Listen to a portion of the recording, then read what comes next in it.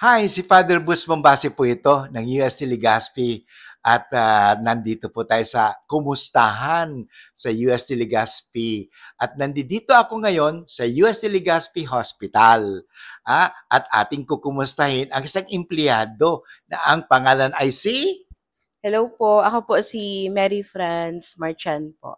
Mary France. Ano Apo. po ang trabaho mo dito? Ako po ay isang purchasing officer po.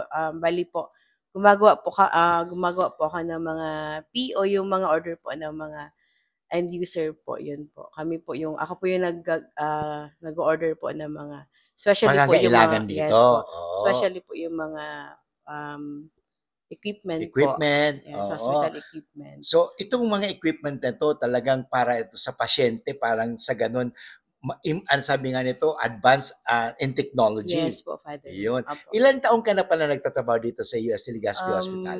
Almost magte-10 years na po, 10 years Father. ka Opo, na. Father. Oh, sa pagtatrabaho mo, kumusta naman? Ah, kumusta ka naman ibig sabihin, kumusta ka sa trabaho?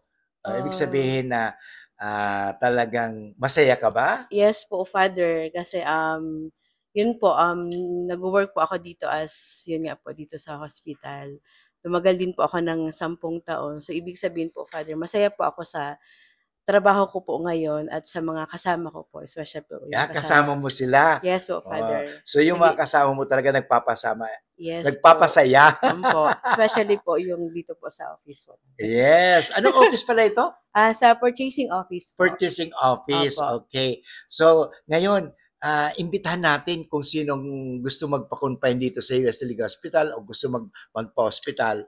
Anyayaan mo sila, Franz, na dito na sila sa US League Hospital kasi aalagaan sila, di ba? So, Yes po. imbitahan mo sila.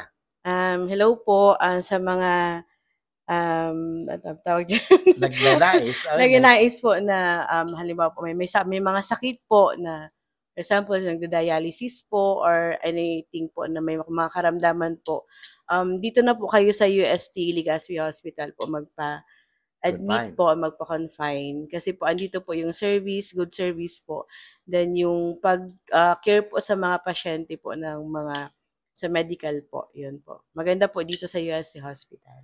Yeah, thank you Ayan very po. much, Franz. Opo, At thank ngayon, you po. hayaan mo na bibindisyonan kita, no? Yes, Sige, yes, sa thank ngalang you. Ama at ng Anak at ng Espiritu Santo. Amen.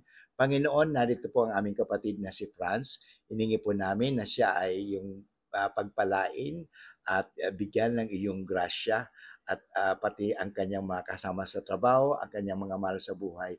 Palagyan mo po siyang masagana at masigla na sa pamumuhay at the same time, Panginoon, palagi siyang masaya at ligtas anumang masama. Kaya Panginoon, gawaran mo siya ng pagbindisyon sa ngalang Ama, ah, Anak, at ng Espiritu Santo. Amen. Thank you Amen. very much, Thank Franz. you God po. bless Thank you, you. Thank Father. you.